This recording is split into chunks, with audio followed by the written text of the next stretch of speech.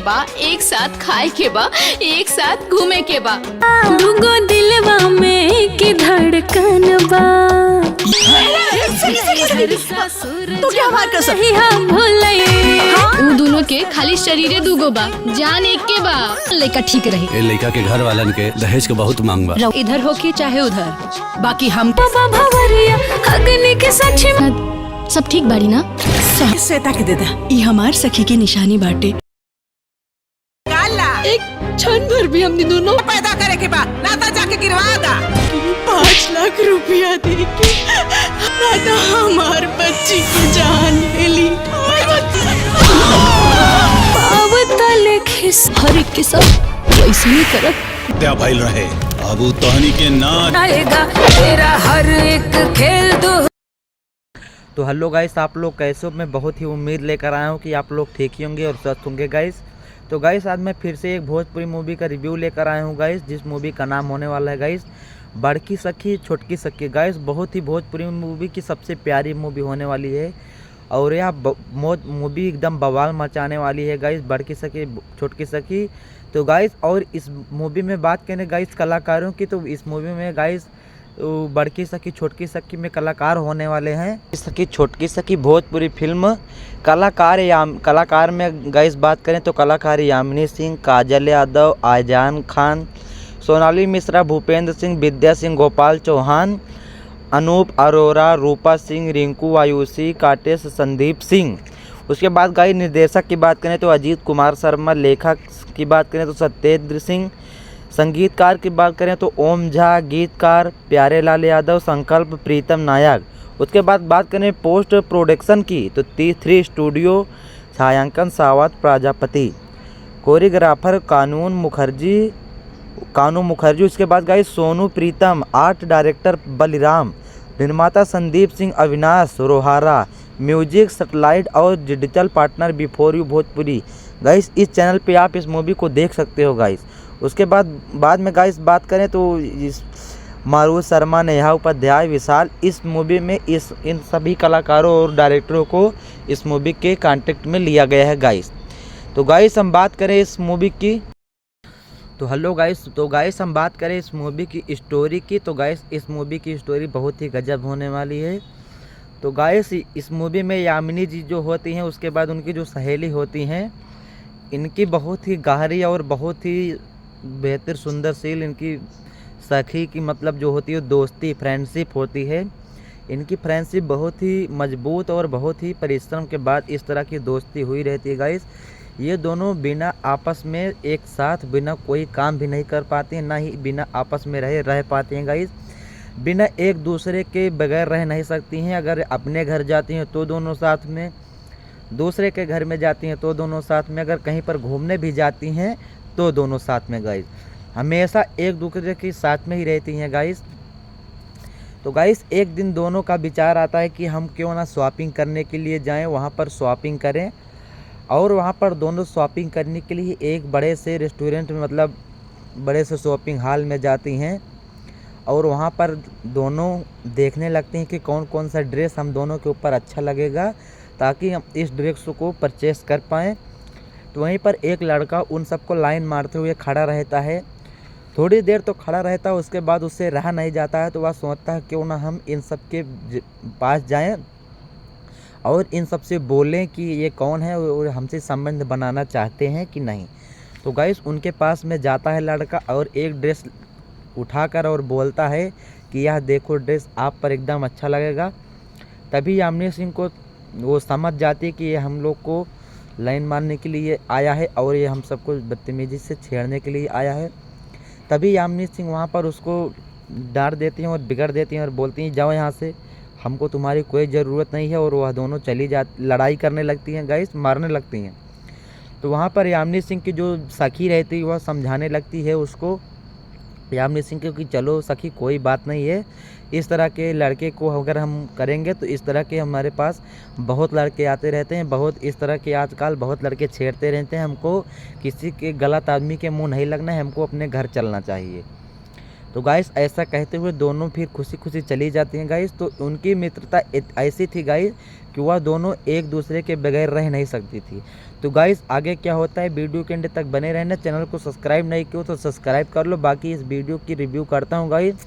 तो गाइस होता क्या है आगे, तो गाइस दोनों जब शॉपिंग हॉल से घर आती रहती हैं तभी उनके मम्मी पापा यामिनी सिंह के और उस सखी जो उसकी छोटी सखी रहती है उसके मम्मी पापा एक घर में आकर बैठे रहते हैं और बातचीत होती रहती है वहाँ पर दोनों की।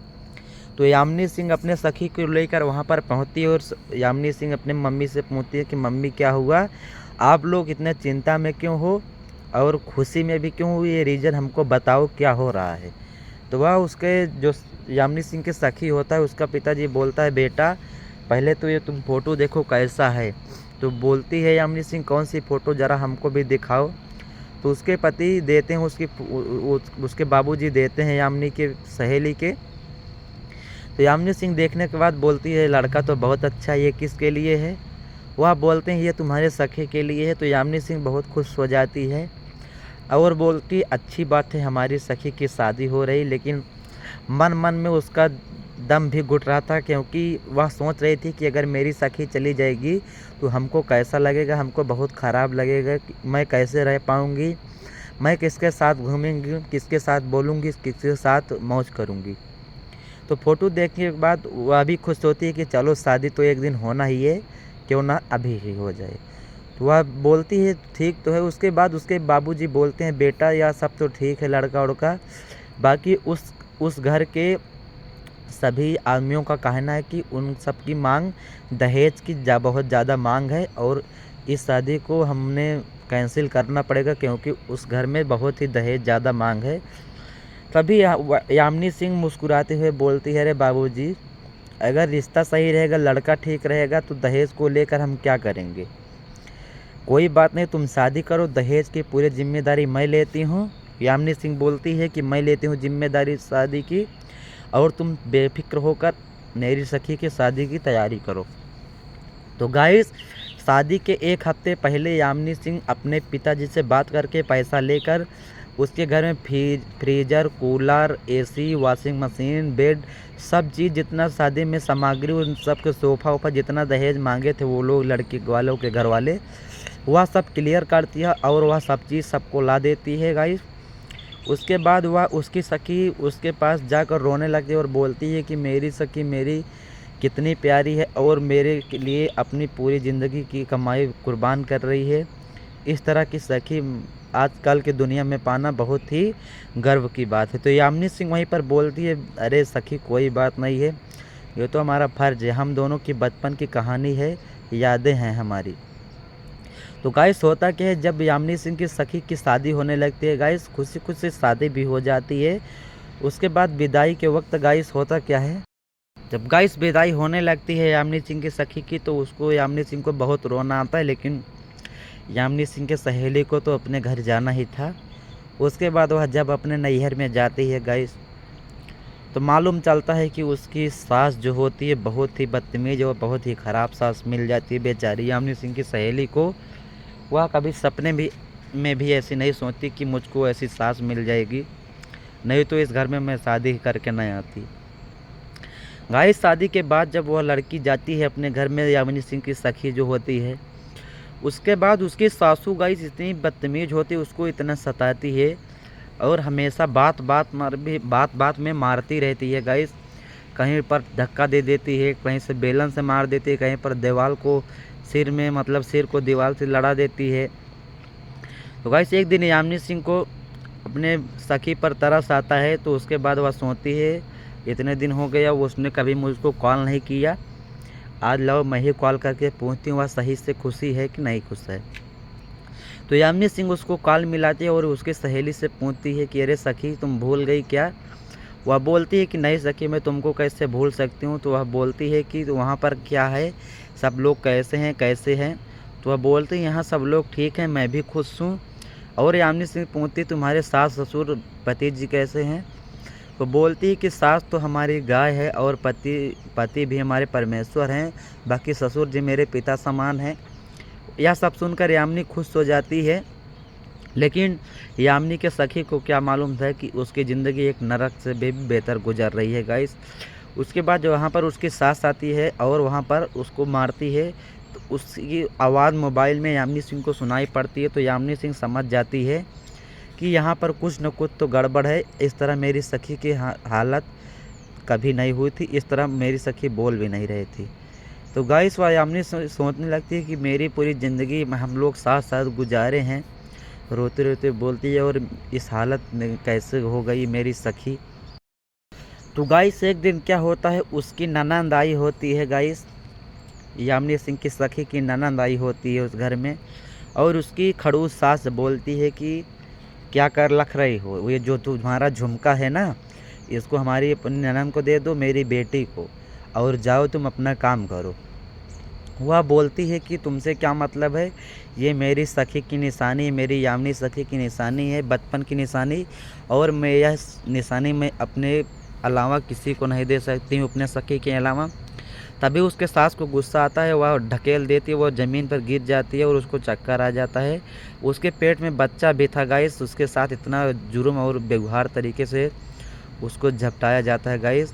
यह सब सुनने के बाद यामिनी सिंह को बहुत ही गुस्सा आ जाता है और इसका बदला चुकाने के लिए गाइस वो प्लान बना ही रही थी। उसके बाद गाइस आगे क्या हो जाता है आपने कभी सोचा भी नहीं होगा गाइस। तो गाइस होता क्या है बहुत ही बेहतर जानते हो गाइस। उसके पेट में जो बच्चा होता है, एक बार उसको चक्कर आता है तो उसके घर वाले डॉक्टर को बुलाते हैं, उसके खड़ूस सास और उसके पति। तो डॉक्टर उसका सीना चेक करके मशीन से बोलता है कि इसके पेट में बच्चा है। तो गाइस उसकी सास वहीं पर क्या बोलती है गाइस सुनो। उसकी सास बोलती है कि अगर तुम्हारे पेट में बेटा होगा तो उसको पैदा करना है, अगर बच्ची होगी तो उसको वहीं पर तुरंत गिरवा देना है अस्पताल में। तो गाइस ऐसी माँ को, ऐसी सासू माँ को किस तरह का बर्ताव करना चाहिए या नहीं करना चाहिए आप लोग कमेंट में लिख देना। तो गाइस उसकी सखी को बहुत ही रोना आता है, यामिनी सिंह के सखी को, कि मेरे पेट में बच्चा आने से पहले उसे गिराने की बात हो रही थी। तो गाइस उसके बाद जब वहाँ पर अस्पताल में जाया जाता है, उसका चेकअप होता है और बोलते हैं यह बेटी है। तो वह अपने सखी को तुरंत ही कॉल करती है और बोलती है कि सखी, यामिनी सखी, मुझको 5 लाख रुपए देकर मेरे बच्ची की जान बचा लो, नहीं तो वह किसी को बेचने जा रहा है 5 लाख रुपए में। तो यामिनी सिंह यह सब सुनती है और वहाँ पर आने वाली ही होती है। तब तक उसके पति उसको बच्ची को लेकर बाहर चले जाते हैं और उसकी माँ वहीं पर रोती हुई खड़ी रहती है। यामिनी सिंह की सखी जो होती है बाहर लेकर चले जाते हैं गाइस। उसके बाद किसी तरह समझाने बुझाने से दोनों घर जाते हैं, उसके पति और उसकी बच्ची को लेकर। किसी बात में देना झपटी होती ही रहती है गाइस। उसके बाद होता क्या है, तो गाइस होता ही क्या है गाइस, जब उसके बच्ची को घर लेकर आता है उसका पति, बेचने के लिए ले जाया रहता है 5 लाख रुपए में। तभी उसकी यामिनी सिंह की जो सखी होती है अपने पति से भीख मांगती है कि पति जी मेरी बच्ची को एक बार मुझको देख लेने दो, मेरे बच्चे को दे दो। तभी उसकी सासू माँ को भी तरस नहीं आता है, ना तो ससुर को तरस आता है और ना ही उसके पति को तरस आता है। जब वह छीनने जाती है अपने बच्ची को देखने के लिए, तभी उसका पति छत पर रहता है और उसकी बीवी भी छत पर रहती है, उसके सासू माँ भी। जब वह अपने बेटी को लेने जाती तभी उसका पति उसको धक्का देता है और छत से वह गिर जाती है बेचारी, और वहीं पर उसके गिरने के बाद उसकी मौत हो जाती है गाइस। मौत हो जाती है उसकी पत्नी की। उसके बाद गाइस बहुत ही बदतर होता है जब वह यामिनी सिंह को यह सब चीज़ मालूम चलता है कि यामिनी मेरी सखी के साथ ऐसा ऐसा चीज़ हुआ है। तो यामिनी भी अपना प्लान बना लेती है और बोलती है कि मैं अपने सखी का बदला ज़रूर लूँगी और मैं अपने सखी के साथ मेरे सखी के साथ जैसे जैसे सलूट किया गया है, मैं उन सबको उस तरह का मज़ा चखा कर रहूँगी और मैं उस पूरे परिवार को बर्बाद करके ही मानूंगी। उसके बाद यामिनी सिंह अपने असली रूप में आ जाती है और बोलती है कि मैं उस लड़के से शादी करूँगी जिससे मेरे सखी को नुकसान पहुँचाया है। तभी उसके यामिनी के पिताजी बोलते हैं बेटा तुम पागल हो क्या, उस घर में यामिनी का ये हाल हुआ, यामिनी के सखी का, तो तुम्हारा क्या हाल होगा बेटा। तो यामिनी सिंह बोलती है कुछ नहीं होगा, मुझको जिस तरह मेरी सखी को तड़पा कर मारा गया है, मैं उस तरह की तड़पा कर उस घर वालों को मारना चाहती हूँ बस। तो वह शादी के लिए तैयार हो जाती है और वह उस लड़के से मिलती है और बोलती है उनके पिताजी और सासू माँ से कि मैं उस लड़के से शादी करूँगी, तो वह बोलती हूँ कोई बात नहीं, मेरे बेटे से आप शादी कर सकती हो। लेकिन उन सबको नहीं मालूम था कि गाइस उन सब की अब ज़िंदगी नरक से भी बेहतर होने वाली है, बदतर होने वाली है गाइस। यामिनी सिंह गाइस शादी भी कर लेती है। उसके बाद जब उस ससुराल में अपने जाती है, अपने सखी के घर पर जाती है, तो गाइस शादी ही हो जाती है। उसके बाद गाइस पहले ही दिन यामिनी सिंह एक लाल चटक ब्लैक चटक साड़ी पहनती है और उसके बाद बड़ा सा चंदा माथे पर लगा लेती है। और उसके बाद होता है क्या गाइस, पहले तो अपने सासू माँ को इतना तड़पा कर वहीं पर मारती है, पटक पटक मारती है। उसकी सासू माँ तो रोने लगती है।